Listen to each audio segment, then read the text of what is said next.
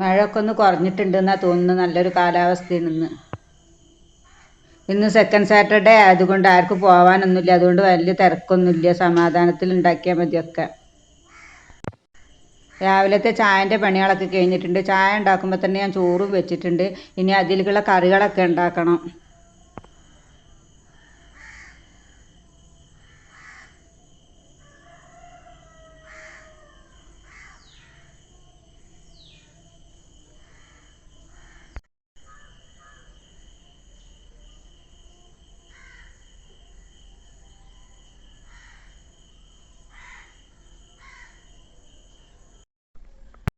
ഇന്ന് ചെമ്മീനാണ് കിട്ടിയിട്ടുള്ളത്. ചെമ്മീൻ കുറച്ച് റോസ്റ്റും ഉണ്ടാക്കണം, പിന്നെ വറുത്തരച്ച് കറിയും വെക്കണം.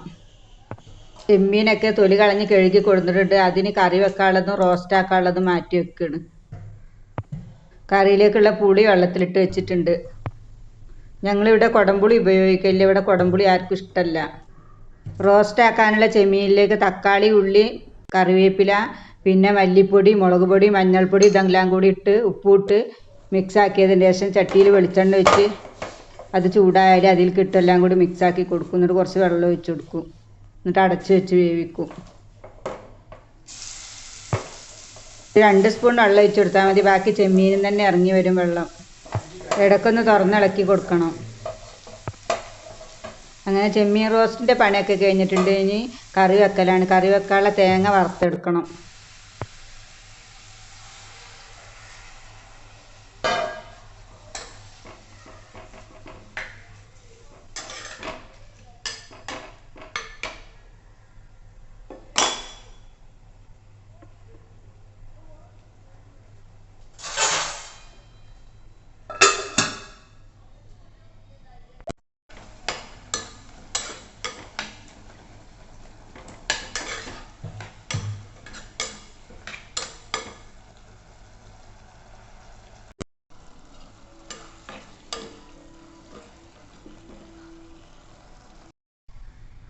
തേങ്ങ വറുക്കാനുള്ള ചീനച്ചട്ടി അടുപ്പത്ത് വെച്ചിട്ടുണ്ട്. അതിലേക്ക് കുറച്ച് വെളിച്ചെണ്ണ ഒഴിച്ചെടുത്തിട്ടുണ്ട്. എണ്ണ ചൂടായപ്പോൾ തേങ്ങയും കറിവേപ്പിലയും ഉള്ളി ഇട്ടെടുത്തിട്ടുണ്ട്. ഞാൻ നന്നായി വറുത്തെടുക്കണം.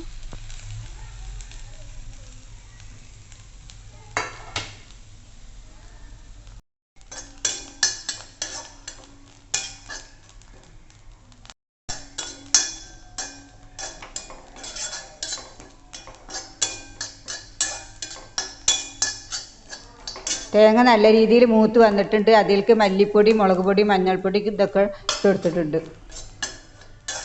തീ ഓഫാക്കിയിട്ട് വേണം പൊടികളൊക്കെ ഇട്ടെടുക്കാൻ, അല്ലെങ്കിൽ കരിഞ്ഞു പോവും. കരിഞ്ഞു പോയാൽ കറീൻ്റെ ടേസ്റ്റൊക്കെ മാറും. തേങ്ങ ചൂടാറിയിട്ട് വേണം അരച്ചെടുക്കാൻ. ആ സമയം കൊണ്ട് കറിക്കുള്ളതൊക്കെ ഒന്ന് താളിച്ചെടുക്കണം. കറി ഉണ്ടാക്കാൻ വേണ്ടിയിട്ട് ചട്ടി അടുപ്പത്ത് വെച്ചതാണ്. മൺചട്ടിയിലാണ് ഞാൻ എന്നും കറി ഉണ്ടാക്കൽ. ചട്ടി ചൂടായാൽ കുറച്ച് വെളിച്ചെണ്ണ വെച്ചിട്ട് ഉലുവ ഇട്ട് കൊടുക്കണം. എന്നിട്ട് കറിവേപ്പിലയും ഉണക്കമുളകും കൂടി ഇട്ട് കൊടുക്കും. അതൊന്ന് മൂത്ത് വന്നാൽ ചെറിയ ഉള്ളി അരിഞ്ഞതും പിന്നെ ചെമ്മീനും ഇട്ട് കൊടുക്കും.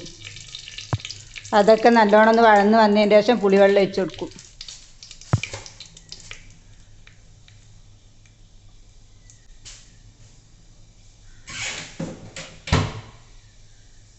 ഈ സമയം കൊണ്ട് തേങ്ങ ചൂടാറി വന്നിട്ടുണ്ട്. അതൊന്ന് അരച്ചെടുക്കണം. പുളിവെള്ളം ഒഴിച്ചത് തിളച്ച് വന്നിട്ടുണ്ട്. ഇനി തേങ്ങ അരച്ചത് ചേർത്ത് കൊടുക്കണം.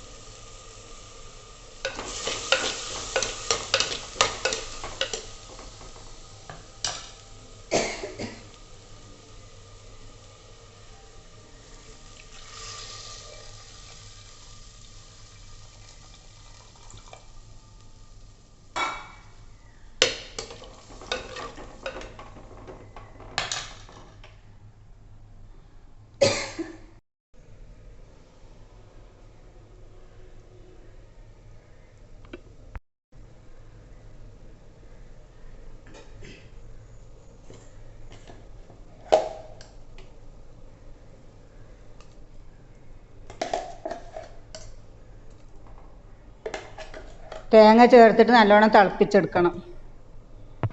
ഇനി അടുത്തത് ഉപ്പേരി ഉണ്ടാക്കലാണ്. ചിരങ്ങിയും പയറും കൂടിയാണ് ഉണ്ടാക്കുന്നത്. അപ്പോൾ ഇന്നത്തെ പണികളൊക്കെ കഴിഞ്ഞിട്ടുണ്ട്. ഈ വീഡിയോ എല്ലാവരും കാണണം. വീഡിയോ ഇഷ്ടമായാൽ ലൈക്ക് ചെയ്യണം, ഷെയർ ചെയ്യണം, കമൻറ്റ് ചെയ്യണം.